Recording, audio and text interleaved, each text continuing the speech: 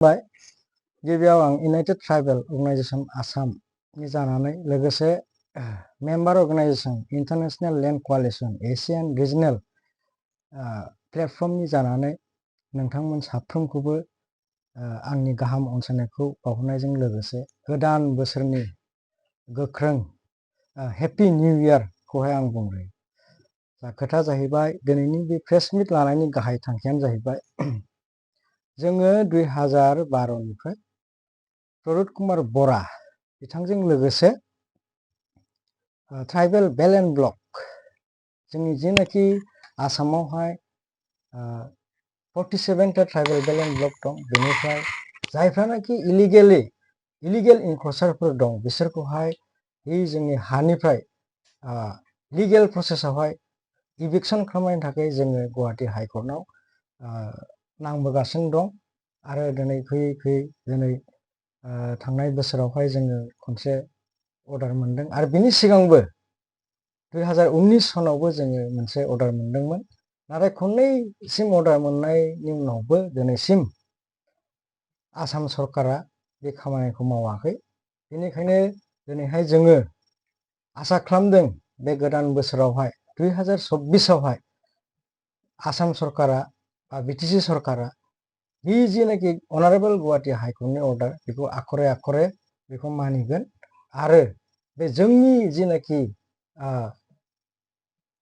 जेनाखि हा जायखौनाखि गुबुनफ्रा आवग्रिनानै दं बेखौ जेन जोंनो होफिनो, घुरायनानै होफिनो।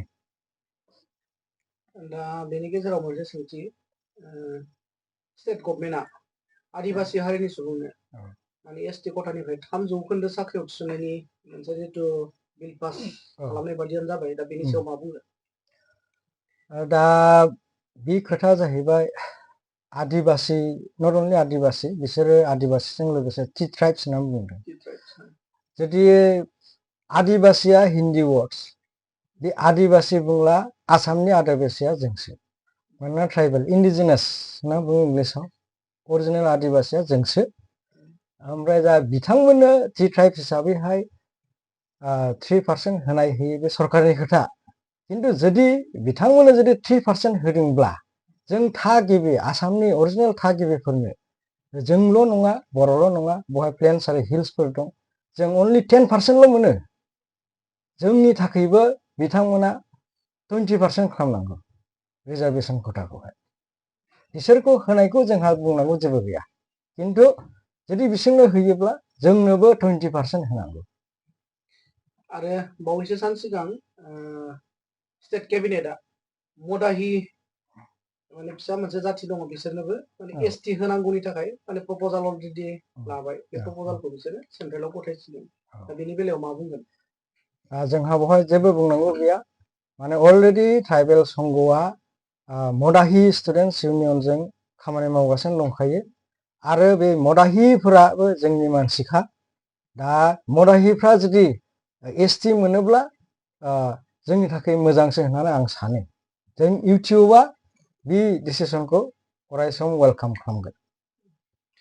दा देग्लाय 2024 मायथाइया हाबबाय, बेहाय इउनाइटेड ट्राइबेल अर्गेनाइजेशना गोदानै मा मा बिथांखि लानानै दङ फैबाय थानाय समाव खामानि मावनो थाखाय?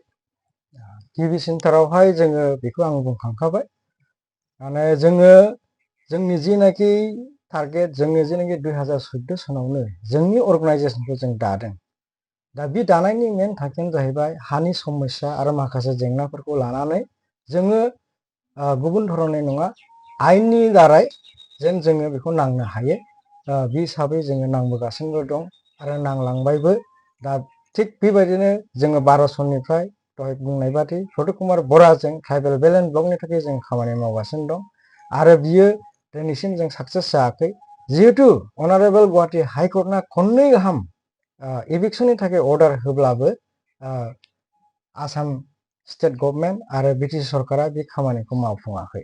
जों आसा खालामो नैबे बोसोरावहाय बे 2024 सनावहाय बे जोंनि जेनाखि थांखि बे जाफुंगोन आरो आसाम सरकार आरो बिटिसि सरकारा बे खामानिखौ मावथारगोन। लोगोसे जोंना माखासे बेबायदि जोबोद हानि समस्याखौ लानानै जोङो खामानिखौ मावगासिनो दं।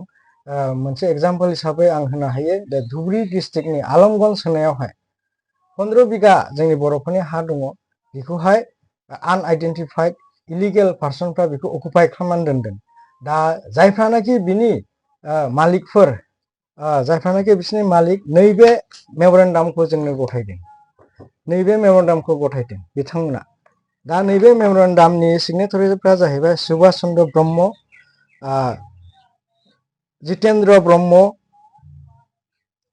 धनिराम ब्रह्म ओमफ्राय बिसोर 7 जन गासै माने हाया अरिजिनेलि नेपाल चन्द्र ब्रह्म बे जाहैबाय बिसोरनि बिबौ दा बिथांमोननि हाखौहाय गुबुन मानसिफ्रा आवग्रिनानै दङ नन ट्राइबेलफ्रा ओमफ्राय दा बिथांमोना जेबो लामा मोनैखाय जोंनो बे मेमरेन्डाम होनायखाय जों बे मेमरेन्डामखौ जों एक्सेप्ट खालामनानैहाय जोङो दाख्लि थांनाय 27 तारिख नभेम्बर मासावहाय जोङो बेखौहाय मोनसे लिगेल सिस्टेमावहाय धुबुरी डिस्ट्रिक्टनि डिसि अफिसाव जोङो केस मोनसे फाइल खालामदों जों मिथिया जों बबेसिम साक्सेस जागोन खिन्थु जोङो बेखौ बिनि थाखाय नांगोन आरो थिग बेबायदिनो जोंनि बहुद गोबां बेबायदि जोंनि हाफोरखौहाय गुबुन गुबुन हारिया माने नामा बर'फोरनि नामावनो दं खिन्थु थानाया गुबुन थायो गुबुनासो बेवहाय माने बिदिनो मावनानै जायो माने एकदम सिरस्थायै थागासिनो दं थिग बेबायदिनो जोङो नैबे खामानिखौहाय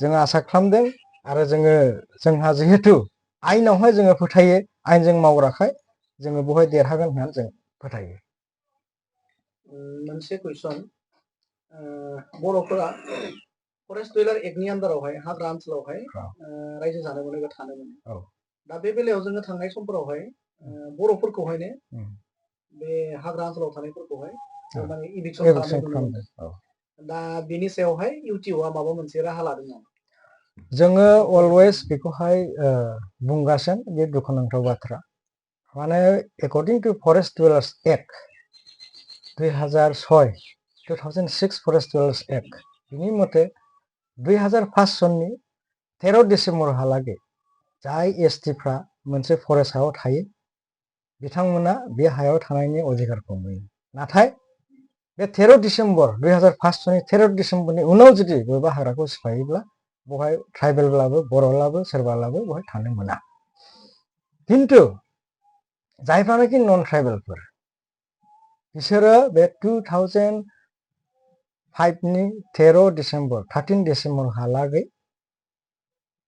75 बोसोर जानायनि थानायनि आरो बहाय प्रुफखौ होनांगोन अब्लासो बे हायाव थानो मोनो खिन्थु जोङो थांनाय बाराव नुबाय फ्राय नुबाय खालि जोंनि बर'खौल' बेबायदि इभिक्सन खालामगासिनो दं बेल' नङा जोंनि एरियायावल' नङा कार्बि आंलंआवबो खालामदों थिग बेबायदि नलपारायावबो खालामदों नलपारायावबो जोङो इउनाइटेड ट्राइबेल अर्गानाइजेसननिफ्राय जों जा हायो एसे मदद हैदों 51टा फेमिलिनो जोङो थिं बान मोनसे रानना हैदों थिग बेबायदिनो आरो बे हानि जिहेतु इन्टारनेशनेल लेभेलावहाय जोङो रिकगनाइज जाबाय आरो मोनसे मेम्बार अर्गानाइजेसन जाबाय जोङो बेखौहाय अरायसम इन्टारनेशनेल लेभेलावहाय बेखौहाय बुंबाय थायो आरो बुंलांगोन आं बावैसोनो थाइलेण्डआवहाय बे हानि बिसयनि थाखायनो बे मोनसे कनफारेन्सआवहाय आङो बे 20 लाख बर'खौ बा बे आसामनि ट्राइबेलफोरनि थाखाय आङो बे हानि बिसयैहाय रिप्रेजेन्ट जाहैगोन मोनसे कुइसन मुंदांखा लिरगिरि रमिला थाप्पार जाय बिथाङा एनसियेन्ट इन्डियान ससियेल हिस्टरि गावनि सेकेन्ड एडिसन लेखायावहाय 378 नं पेजाव बर'फोरखौ एक्सट्रिमिस्ट होननाय मोनसे मख'नाय दंमोन दा बेखौहाय इउनाइटेड ट्राइबेल अर्गानाइजेसना केस होनानै उइद्र खालामहोदों बेनि बेलायावहाय मा बुंगोन बेखौ सोंनायनि थाखाय जोबोद हामबाय होनबाय खोथा नंगौ बेखौहाय रमिला थापार जायानाखि दिल्ली इउनिभारसिटिनि सिनियर प्रफेसार ओमफ्राय बे हिस्ट्रियानबो बि जा लेखा लिरनो बियो माने लन्डनावसो पाब्लिश जायो आरो बिनि लेखा लिरनाया बुहुमावनो गोसारदों बिथाङा माखासे बे आसामनिफ्राय बा नर्थ इस्ट इण्डियानिफ्राय रं मोनसे इनफरमेसनखौ मोननायजों लोगोसे बियो ओरैबायदि लिरदोंमोन जे नर्थ इस्टनि जेसेबांनाखि उग्रपन्थी बा बे आर्मस लानानै जायफ्रा आन्दलन खालामो